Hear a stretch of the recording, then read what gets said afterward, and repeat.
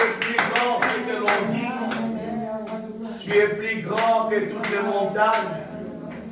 Tu es plus grand que toutes les circonstances.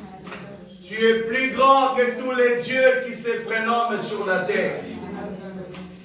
Tu es plus grand d'âge en âge. Tu es plus grand de génération en génération. Merci parce que la Bible dit que tout est soumis dans le ciel et sur la terre. Seigneur, même les anges des ténèbres te sont soumis. Même notre adversaire, il t'est soumis à toi. Père, je peux que te dire merci. Que cette louange, que cette adoration puisse encore toucher ton trône cet après-midi. Est-ce que toute la gloire te revienne?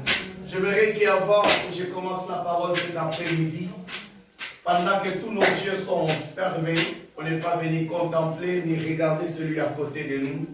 Lèvons nos mains au ciel, sincèrement, ouvre ton cœur. Dis à Dieu tout simplement merci d'arriver en cette date en bonne santé. Amen. Je ne te demande pas de chasser les démons, mais je te demande tout simplement à louer Dieu, à le remercier, être reconnaissant. Donne-lui cette action de reconnaissance. Dis-lui tout simplement merci pour tout ce qu'il ne cesse de faire dans ta vie. Si je te demande de citer ce qu'il a fait, peut-être tu oublierais d'autres choses. Mais dis-lui merci pour des choses que tu sais et que tu ne sais pas et que lui ne cesse d'opérer dans ta vie. Dans le nom de Jésus, prions. Nous te disons merci. J'ai envie d'entendre l'église prier. J'ai envie d'entendre l'église prier, s'il vous plaît. J'ai envie que tout un chacun se mette à remercier le Seigneur. À lui dire un grand merci. Merci pour la paix. Merci pour la santé. Merci pour la grâce. Merci pour la maison. Ah, cet après-midi. Dieu, Seigneur, viens agir puissamment dans nos vies. Seigneur, parle-nous. Tu as le même aujourd'hui éternellement. Ta parole dit dans leur détresse, tu leur avais envoyé ta parole. Et ta parole leur avait délivré. Seigneur, délivre-nous de l'ignorance cet après-midi. Et fais des grandes choses au milieu de nous, Seigneur. Seigneur, glorifie-toi.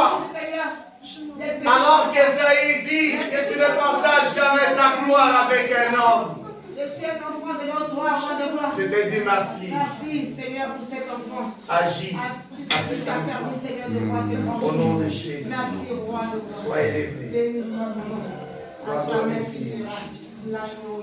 Est-ce qu'on peut dire un grand amen cet après-midi?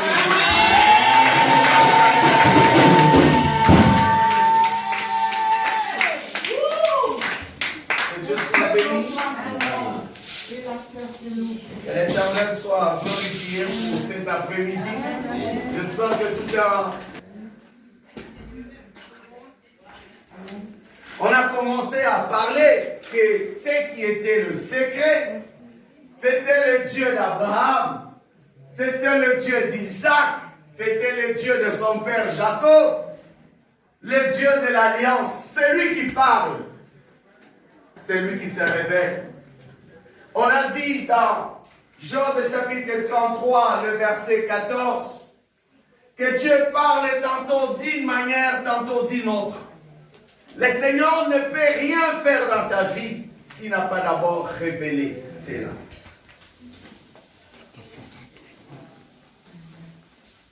Même Joseph, l'Éternel ne pouvait rien faire de lui de plus grand sans qu'il puisse lui révéler cela.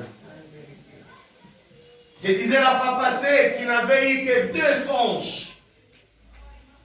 Les 2 songes ont fait de lui un premier ministre, un icône de la génération. 2 songes. Peut-être toi tu as 1 million ou 2 milliards de songes, mais rien ne change. Et c'est là où on a commencé à voir, que j'ai commencé à comprendre une chose avec le Seigneur, que beaucoup nous sommes déjà désactivés. Tout le monde prie aujourd'hui. Tout le monde est fier dans l'église. est-ce que tu es activé dans le spirituel? Parce que si tu n'écoutes pas Dieu, on a vu dans Ésaïe chapitre 50, verset 4, Ésaïe dit, l'Éternel éveille mon oreille pour écouter sa voix. Parce que si tu ne comprends pas la pensée de Dieu, tu ne pourras jamais exercer la mission de Dieu. Autrement dit, un aigle avant de se déplacer, il doit connaître la direction du vent. Est-ce que vous comprenez ça? C'est un oiseau particulier. Il ne vole pas parce qu'il faut voler, mais il vole que quand il connaît la direction du vent. Vous comprenez l'aigle? Vous comprenez ça? C'est-à-dire que quand il n'a pas la direction du vent, il ne s'élève pas. Il peut faire des mois et des mois, des jours et des jours dans sa maison, sur les rochers, sur les sommets. Mais tant qu'il ne connaît pas la direction du vent, il ne peut pas jamais s'envoler.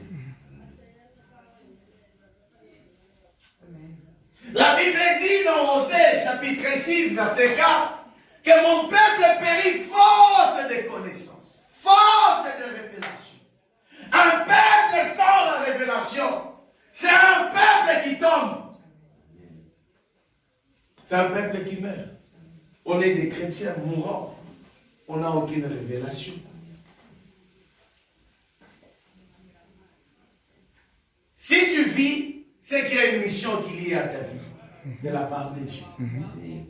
Parce que lui dit, je connais le projet que j'ai formé sur toi, projet de bonheur et non de malheur, dit l'Éternel. Donc il y a un projet.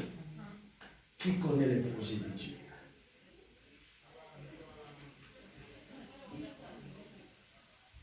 Parce que l'objet de notre foi doit être basé sur le projet de Dieu, sur la pensée de l'Éternel, sur nos vies. Vous êtes d'accord avec moi? Donc nous ne vivons pas pour vivre. Je disais, des fois quand je vois les gens faire la folie en Europe, parce qu'ils sont en Europe, vous ne connaissez pas la mission. D'aller sous des immeubles, sous des tours Eiffel, je ne suis pas contre. Mais vous ne connaissez pas votre mission. Vous n'êtes pas concentré. Amen. Amen. L'homme est né. L'homme est créé pour une mission. Quelle est la mission de David? Joseph a reçu le mensonge. Il dit dans ses frères, dans Genèse 45, ce n'est pas vous qui m'avez envoyé ici, mais c'est Dieu. C'est qui avait une mission en Égypte. Il a épargné même sa famille de la grande famine. Il a épargné toute l'Égypte.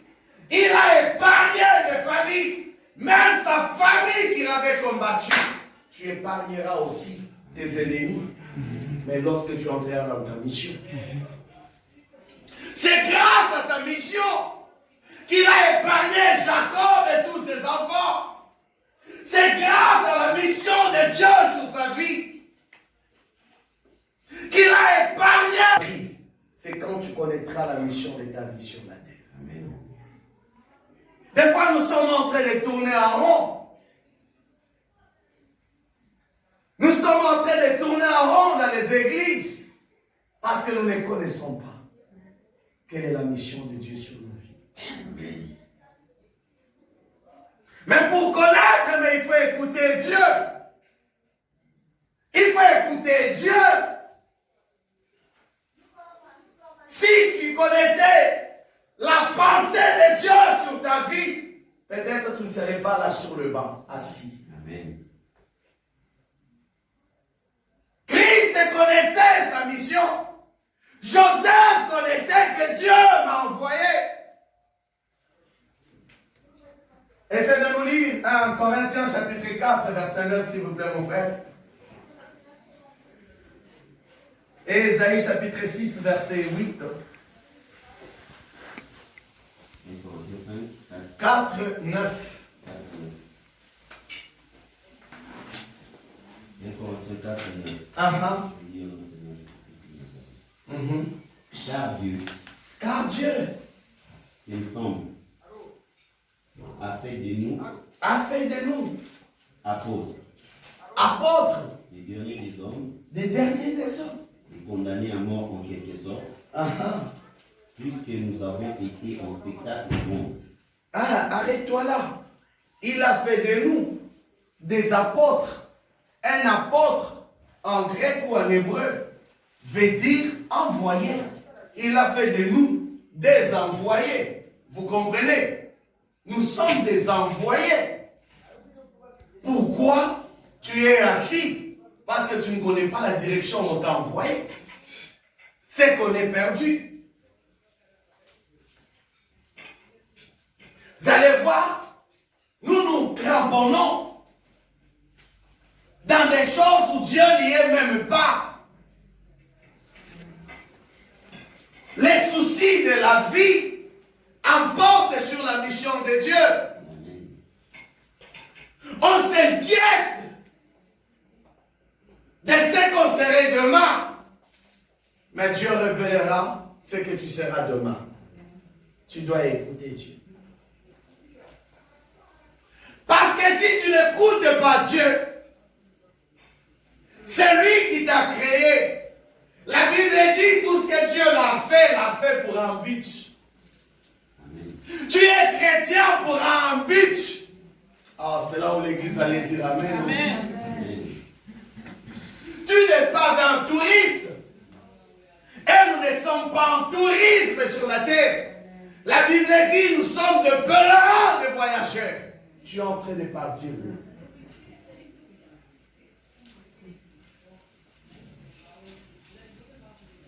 Parce que si tu n'es pas dans la mission de Dieu, c'est que tu es dans la mission du diable.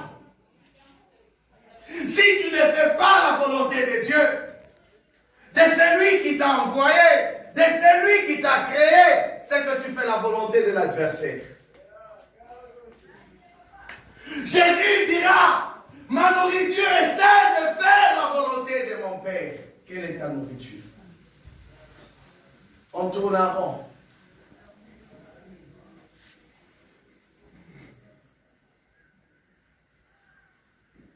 L'objectif, ce n'est pas d'avoir beaucoup de temps, d'argent quand on aura 100 ans dans la retraite. Mais l'objectif, c'est d'hériter le royaume des cieux. Des fois, on ne se rend pas compte que si nous ratons le royaume des cieux, tout ce qu'on aura gagné sur la terre ne servira à rien. Amen. Et la Bible dit, à quoi sert à un homme de gagner toute la terre et de perdre son âme? Nous nous battons dans les vêtements. Je ne suis pas contre qu'on s'habille bien, mais ce n'est pas l'objectif, ce n'est pas la mission. Il a fait de nous des apôtres des nations, des envoyés, des missionnaires. Quelle est ta mission? Ésaïe chapitre 6, verset 8. Allez-y. Nous sommes en train de passer du temps inutilement sur la terre et dans des églises. J'ai entendu la voix du Seigneur Ah ah! disant, lui enverrai-je, qui enverrai-je, pardon, et qui marchera pour nous. Qui enverrai-je? Ça c'est Esaïe qui dit.